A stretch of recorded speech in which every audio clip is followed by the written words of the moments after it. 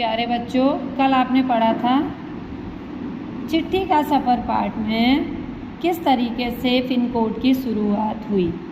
तो आज हम आगे बढ़ेंगे और पढ़ेंगे कि कैसे कैसे संचार के साधनों का विकास हुआ।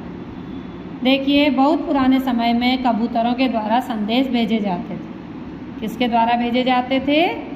कबूतरों के द्वारा। फिर धीरे धीरे क्या हुआ, संचार के साधन बढ़ने लगे और संदेश भेजने के साधनों का विकास हुआ। जब संदेशवाहक कबूतरों की बात हो रही है तो इंसानों की बात कैसे ना हो, क्योंकि उस समय क्या होते थे, डाक पहुंचाने का काम कौन करता था? हर कार्य करते थे। जब संचार और परिवहन के साधन बेहद सीमित थे, उस समय क्या हो रहा था कि हर कार्य, जैसे पोस्टमैन है तो वो क्या करते थे, डाकिया जिसको आप लोग बोलते हैं, चिट्ठी लाने ले जाने का काम करते थे और पैदल, क्योंकि संचार के साधन थे नहीं, परिवहन के साधन भी नहीं थे, नहीं तो मैसेज कर देते ना।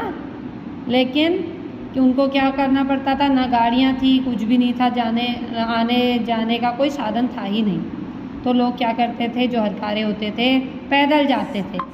जबकि जो महाराजा राजा लोग होते थे उनके पास तो अपने घुड़सवार हरकारे हुआ करते थे, लेकिन जो आम जनता है, आम व्यक्ति थे, उनके लिए जो हरकारे थे उनको पैदल जाना पड़ता था एक स्थान से दूसरे स्थान में। अब क्या होता था, एक गांव से दूसरे गांव जाने में क्या होता था, बीच में जंगल भी पड़ते थे, पहाड़ियाँ भी होती थी और वहाँ पर क्या होते थे, जंगली जानवर भी हुआ करते थे। अब वो जंगली जानवरों से कैसे बचा जाए, इसके लिए उनको बहुत कठिनाइयों का सामना करना पड़ता था। आजकल तो संदेश भेजने के लिए नए नए साधनों का विकास हो गया है। आज हम क्या करते हैं, जैसे अब तो पत्र तो अब समाप्त ही हो गए हैं, क्योंकि पत्र भेजते ही नहीं है, क्योंकि पत्र पहुंचने से पहले तो हम लोग कॉल कर लेंगे या मैसेज कर देंगे ना। तो आजकल संदेश के साधन बहुत आसानी से उपलब्ध हो जा रहे हैं, लेकिन उस समय यह सब सुविधाएं नहीं थी।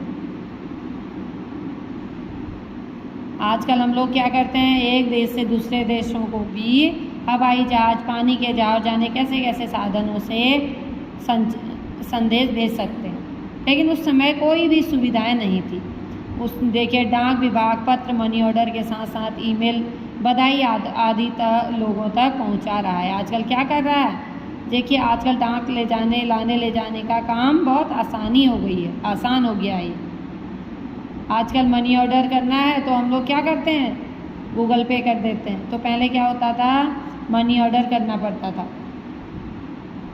अब आप देखेंगे, बहुत इंटरेस्टिंग सा लगेगा आपको सुनने में, किस तरीके से कबूतर ले जाते थे संदेश। ये सुनने में भी बहुत आश्चर्य होगा कि कबूतर कैसे पत्र ले जा सकते हैं। तो कबूतर जैसा पक्षी संदेशवाहक भी हो सकता है, यह सुन के आपको बहुत हैरानी होगी, लेकिन यह बात सत्य है कि कबूतर पत्र लाने ले जाने का काम करते थे। वो कौन से कबूतर थे? वो साधारण कबूतर नहीं होते थे, वो कुछ एक विशेष प्रजाति के कबूतर होते थे, जैसे गिरहबाज या हुमर प्रजाति का कबूतर जो होता था, उनको सिखाया जाता था कि पत्र कैसे ले जाना है। उनको पहले प्रशिक्षित किया जाता था बहुत टाइम से, फिर उनको पत्र दिया जाता था। अब आप समझेंगे कि वो रास्ता कैसे ढूंढ लेते होंगे। तो क्या होता था, अब वो बहुत आसानी से रास्ता भी ढूंढ लेते थे, लेकिन सिर्फ ये अंतर था कि कहीं कोई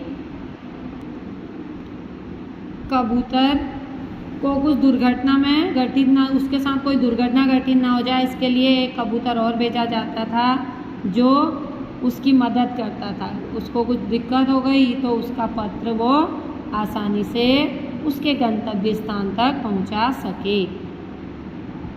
अब देखिए, आप पढ़ेंगे कि किस तरीके से अभी भी कबूतरों के द्वारा संदेश भेजे जाते हैं इस समय पर भी, जबकि इतने संचार के साधन उपलब्ध हैं। देखिए, उड़ीसा पुलिस खास तौर पर हुमर कबूतरों का इस्तेमाल राज्य के कई दुर्गम इलाकों में संदेश पहुंचाने के लिए कर रही है।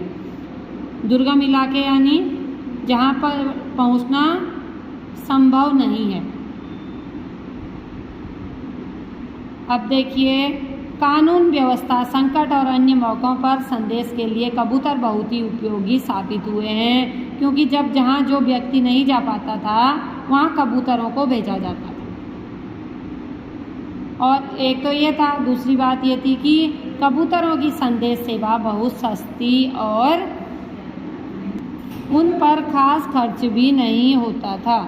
देखिए, इन कबूतरों का जीवन कितने साल का होता है? 15 से 20 साल का होता है, और 8-10 साल तक ये कबूतर बहुत अच्छा काम करते हैं, क्योंकि ये यंग होते हैं और इनको कोई बीमारियां भी नहीं होती हैं, क्योंकि कम एज में बीमारियां भी कम रहती हैं। जैसे जैसे उनकी एज ज़्यादा हो गई फिर वो बीमारियां भी होने लग जाती हैं, वो क्या हो जाता है, फिर वो नहीं ले जा पाते। स्वस्थ कबूतर जो होता था वो एक दिन में 1000 किलोमीटर तक का सफ़र आसानी से तय कर लेता है। यदि कोई महत्वपूर्ण संदेश पहुंचाना हो तो 2 कबूतरों को भेजा जाता था। मैंने अभी बताया था ना आपको कि 2 कबूतर भेजे जाते थे, क्योंकि अगर एक कबूतर को कोई प्रॉब्लम आ जाए तो दूसरा कबूतर उस संदेश को उसके गंतव्य स्थान जहाँ उसको पहुंचाना है वहाँ तक पहुंचा सकता है। हमले जैसी अनहोनी स्थिति में भी दूसरा कबूतर संदेश पहुंचा दे। शायद यह पढ़कर अब आप लोग को लग रहा होगा कि कितनी इंटरेस्टिंग कहानियाँ हैं जो हमको पता नहीं। तो इसके लिए आप एक बुक पढ़ेंगे, इसमें बहुत पक्षियों की कहानियाँ हैं। कौन सी? ग्रे नेक। तो बच्चों, आप ये किताब पढ़कर आएंगे और फिर बताएंगे कि इसमें क्या हुआ।